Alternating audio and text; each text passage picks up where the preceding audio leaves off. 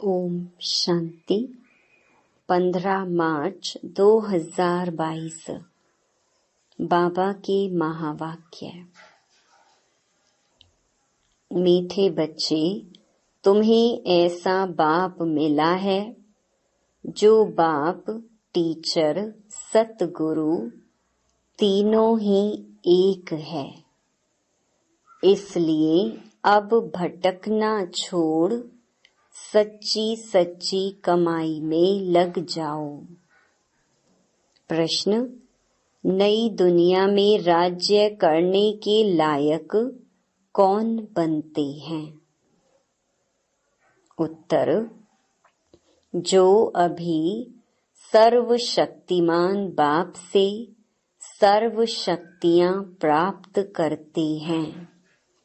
तुम बच्चे रूहानी वॉरियर्स हो। बाप की मत पर अपनी राजधानी स्थापन कर रहे हो।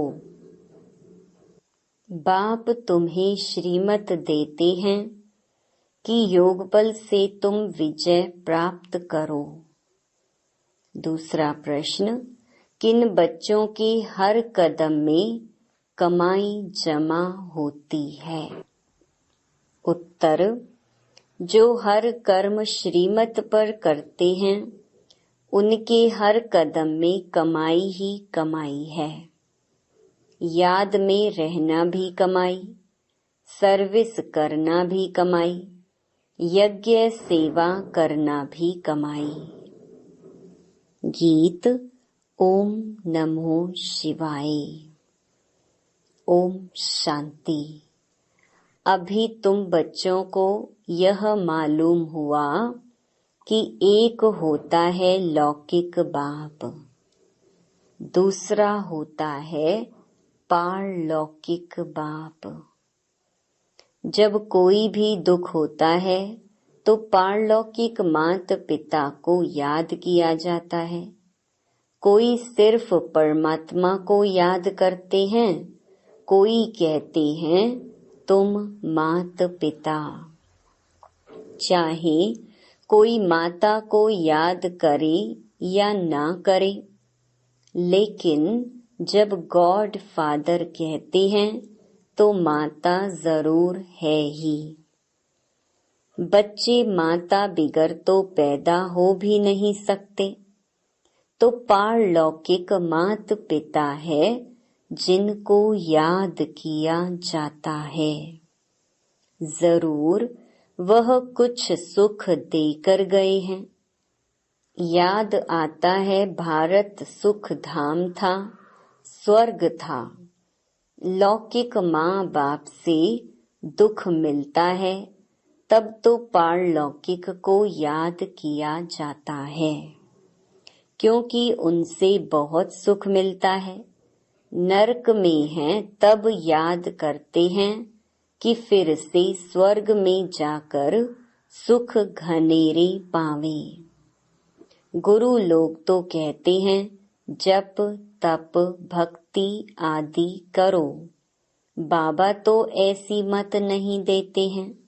लौकिक बाप तो कहेंगे पढ़ने के लिए टीचर के पास जाओ। फिर वानप्रस्थ अवस्था होगी तो कहेंगे गुरु के पास जाओ। बाबा तो तुमको ऐसा नहीं कहते हैं। देखो लौकिक और पारलौकिक में कितना फर्क है। वह कितना भटकाते। यह तो कहते हैं मैं तुम्हारा बाप भी हूँ, टीचर भी हूँ, गुरु भी हूँ, तो फिर तुमको भटकाऊंगा कैसे? यह तो तीनों ही खुद हैं, इसीलिए इनको सब याद करते हैं। मनुष्य तो भक्ति मार्ग में बहुत धक्के खाते हैं, ज्ञान मार्ग में धक्के खाने की बात ही नहीं। यह भक्ति और ज्ञान दुख और सुख का खेल बना हुआ है। जो बच्चों को समझाते हैं हद का टीचर हद की पढ़ाई पढ़ाते हैं। मैं बेहद का टीचर तुमको बेहद की पढ़ाई पढ़ाता हूँ। तुम जानते हो यह है मृत्यु लोक। वो जो पढ़ाई पढ़ाते हैं पुरानी दुनिया के लिए, और हम जो कुछ पढ़ते हैं नई दुनिया के लिए। यह दुनिया दिन प्रतिदिन पुरानी होती जाती है। इनमें सुख कभी भी मिलना ही नहीं है। सुख और दुख ये खेल कैसे बना हुआ है, यह बाप ही समझाते हैं। बाप आत्माओं से बात करते हैं कि बच्चे तुम ही सुख में थे, फिर जब रावण की प्रवेशता होती है तब धीरे धीरे दुख शुरू होता है। फिर कल्प के संगम पर आकर तुमको सुख में ले जाता हूँ। अभी तुम्हारी बुद्धि का ताला खुला हुआ है। जो तुम जानते हो ये सब बातें यथार्थ हैं। यह बाप के सिवाय कोई सुना नहीं सकते। बाबा ही आकर तुम बच्चों को सुख देता है। अभी तुम जानते हो आत्मा अविनाशी है। यह शरीर तो बदलना पड़ता है। परमात्मा भी परम आत्मा है। उनका नाम शिव है। जो सभी मनुष्य मात्र हैं उनका रचयिता है। यहाँ सब हैं हद के क्रिएटर। बाबा है बेहद का क्रिएटर। सतयुग से लेकर कलयुग तक तुमको जो बाप मिले हैं वह हैं हद के। सतयुग में तुम्हारी प्रारब्ध है। वहाँ तुमको एक बाप और एक बच्चा मिलता है। कलयुग में एक बाप को 8-10 बच्चे होंगे। प्रजापिता ब्रह्मा को देखो कितने ढेर बच्चे हैं, परंतु वह है मुख वंशावली जो बीके बनते हैं, फिर सतयुग में जाकर देवता बनेंगे। वो लौकिक बाप, टीचर, गुरु सब हद की बातें सुनाते हैं। यह पारलौकिक बाप बेहद की बातें सुनाते हैं। नई बातें बाप बच्चों के आगे ही बोलते हैं। भल घर में रहते भी तुम यह नई शिक्षा प्राप्त करो। यह भगवान की पाठशाला है। यह है श्रीमद् भगवत गीता पाठशाला अथवा ज्ञान के गीत जो तुम ही सुनते हो। ज्ञान सागर बाप ही आकर तुमको ज्ञान ज्ञानेश्वरी बनाते हैं। मम्मा को कहेंगे ज्ञान ज्ञानेश्वरी। ह्यूमैनिटी का सिजरा शुरू होता है। पहले है प्रजापिता ब्रह्मा, फिर है जगत अम्बा। पहले पहले ब्राह्मण रचते हैं, फिर है देवता, क्षत्रिय, वैश्य, शूद्र। जगत अम्बा का भी बड़ा मर्तबा है, परंतु उनको कोई जानते ही नहीं है। ढेरों के ढेर देवियों के चित्र बना दिए हैं। वास्तव में 8-10 भुजा वाले कोई मनुष्य होते ही नहीं। विष्णु को 4 भुजाएं दिखाते हैं, परंतु 4 टांगे नहीं दिखाते हैं। यह सब है गुड़ियों का खेल। कलकत्ते में बहुत देवियां बनाते हैं, बहुत खर्चा करते हैं, खिला पिलाकर फिर जाकर डुबोते हैं। यह सब है भक्ति मार्ग। तुम जानते हो हम सो देवी देवता थे, फिर असुर बने, फिर बाप आकर सो देवी देवता बनाते हैं। अभी यह भ्रष्टाचारी दुनिया है। गवर्नमेंट भी कहती है, परंतु सीधा पूछो तुम पतित हो तो मानेंगे नहीं। अरे तुम पतित पावन को बुलाते हो, सब बुलाते हैं यथा राजा रानी तथा प्रजा। सन्यासी पवित्र बनते हैं, ये भी ड्रामा में नूंद है। भारत जैसा पवित्र खंड कोई होता ही नहीं, इसीलिए उनको कहा जाता है सच खंड। फिर वही झूठ खंड बनता है।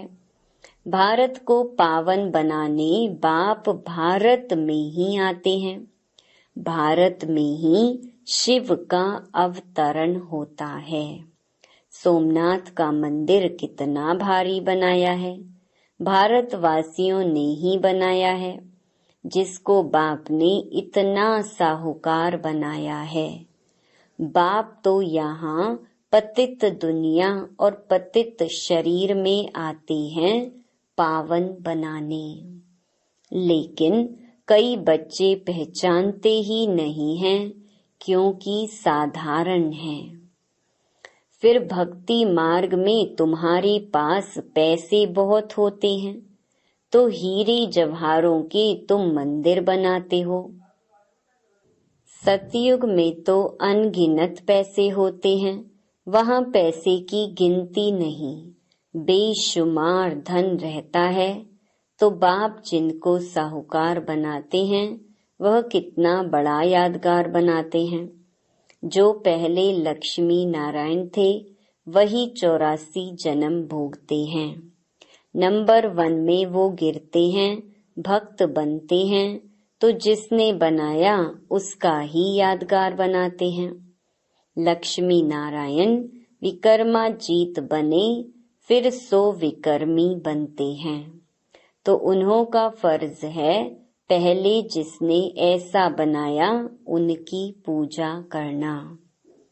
सोमनाथ का मंदिर कितना फर्स्ट क्लास था, जिन्होंने लूटा वह तो मर गए, बाकी निशानियां लगी हुई हैं। अब तुम जानते हो हम 100 पूज्य बन रहे हैं, फिर पुजारी बनेंगे, फिर मंदिर बनाना शुरू करेंगे। सिर्फ एक मंदिर तो नहीं होगा, राजाएं अपने घर में भी मंदिर बनाते हैं। जैसे घर में गुरुद्वारा बनाते हैं, पहला नंबर किसने गुरुद्वारा बनाया होगा, फिर भक्ति मार्ग शुरू हो जाता है। पहले अव्यभिचारी भक्ति करते हैं, फिर व्यभिचारी। आजकल तो मनुष्य अपनी भी पूजा कराते हैं, उनको कहा जाता है भूत पूजा। भूत पूजा भी दुनिया में अथाह है। जो आया सो चित्र बनाते जाते हैं, भक्ति मार्ग है ना। अभी तुम्हारी बुद्धि में सारा ज्ञान है। बाप संगम पर एक ही बार आकर नॉलेज देते हैं। शास्त्रों में तो अनेक अवतार लिख दिए हैं। अवतार एक होता है, अवतरित तो आत्मा भी होती है, परंतु अवतार मनुष्य को नहीं कहा जाता है। अवतार एक ही निराकार बाप है, जिसको सारी दुनिया बुलाती है। फादर तो एक ही होगा ना, जो परम धाम में रहते हैं। तो मदर भी चाहिए। क्या मदर भी परम धाम में रहती है? नहीं, मदर फादर का प्रश्न यहाँ होता है। फादर को यहाँ क्रिएट करना है, इसलिए बेहद के बाबा को याद करते हैं। बाबा आकर स्वर्ग की रचना करो, उसको कहा जाता है हेवनली गॉड फादर।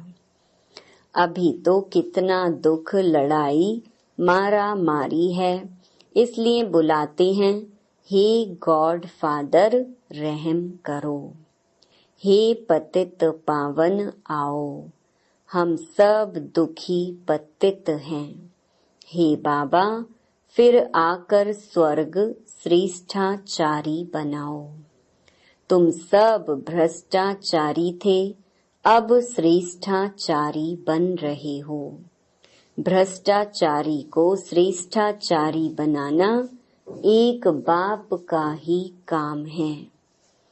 जो वर्ल्ड गॉड फादर है वह जानते हैं सब बच्चे इस समय निधन के बन गए हैं।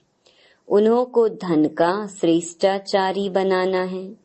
10-20 मनुष्यों को तो श्रेष्ठाचारी नहीं बनाएंगे। भारत श्रेष्ठाचारी था तो डेइटी गवर्नमेंट थी। अब रावण राज्य है तो 5 विकारों की प्रवेशता है। भगवानुवाच एक निराकार को ही भगवान कहा जाता है। एक गीता को खंडन करने से सब शास्त्र खंडन हो जाते हैं। बाप कहते हैं, मैंने तुमको जब राजयोग सिखाया था तो भारत स्वर्ग बन गया था। गीता मैंने सुनाई थी। कृष्ण को सारी दुनिया का भगवान कह न सके। हम आत्माओं का बाप तो निराकार भगवान है। बाकी यह कैसे कहा गीता का भगवान श्री कृष्ण है? कहते हैं व्यास ने लिखा है, परंतु बाप कहते हैं नए विश्व का रचयिता, ज्ञान का सागर, पतित पावन मैं हूँ। मुझे ही सभी आत्माएं पुकारती हैं, हे पतित पावन परमात्मा आओ, आकर मुझे पावन बनाओ। निराकार बाप ही ब्रह्मा द्वारा पावन दुनिया की स्थापना, पतित दुनिया का विनाश कराते हैं। फिर जो पवित्र बनते वही राज्य भाग्य करते हैं। तुम हो शिव शक्ति सेना, जगत अम्बा निमित्त बनी हुई है। वह भी शिव बाबा से योग लगाए शक्ति ले रही है। रावण पर विजय पाने, भारत में ही रावण राज्य है। भारत में ही रावण को जलाते हैं। भारत श्रेष्ठाचारी था, यहाँ कलयुग में भारत भ्रष्टाचारी है। यही खेल है, भ्रष्टाचारी से श्रेष्ठाचारी और श्रेष्ठाचारी से भ्रष्टाचारी। ये चक्र कैसे फिरता है, यह बड़ी समझने की बातें हैं। तुम बच्चे जानते हो, हम सब कुछ करते हुए भारत को स्वर्ग बना रहे हैं बाप की श्रीमत पर। तुम हो रूहानी वॉरियर्स, योग बल वाले। सर्वशक्तिमान बाप की मत पर अपनी राजधानी स्थापन कर रहे हो। बाप मत देते हैं कि योग बल से तुम विजय पा सकते हो। योग में रहना यह भी कमाई है। यज्ञ सर्विस करना यह भी कमाई है। और सब चल रहे हैं मनुष्यों की मत पर, और तुम हो सर्वशक्तिमान बाप की मत पर। और कोई विश्व पर जीत पा न सके। ड्रामा में उनका पार्ट ही नहीं है वर्ल्ड पर राज्य करने का। कितनी बड़ी ते बड़ी और साधारण बातें हैं। प्रदर्शनी से अभी तक इतना समझते नहीं हैं, तो भी प्रजा निकलती रहती है। अच्छा, मीठे मीठे सिकिलधे बच्चों प्रति माता पिता बाप दादा का याद प्यार और गुड मॉर्निंग।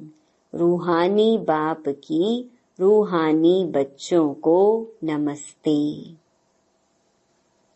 धारणा के लिए मुख्य सार। पहला, हर कर्म श्रीमत पर करना है। याद में रहकर यज्ञ सेवा कर अपनी कमाई जमा करनी है। दूसरा, भटकना छोड़ भविष्य नई दुनिया के लिए पढ़ाई पढ़नी है। ज्ञान को धारण कर ज्ञान ज्ञानेश्वर ज्ञान ज्ञानेश्वरी बनना है। वरदान। अमृत वेले अपने मस्तक पर विजय का तिलक लगाने वाले स्वराज्य अधिकारी सो विश्व राज्य अधिकारी भव। रोज अमृत वेले अपने मस्तक पर विजय का तिलक अर्थात स्मृति का तिलक लगाओ।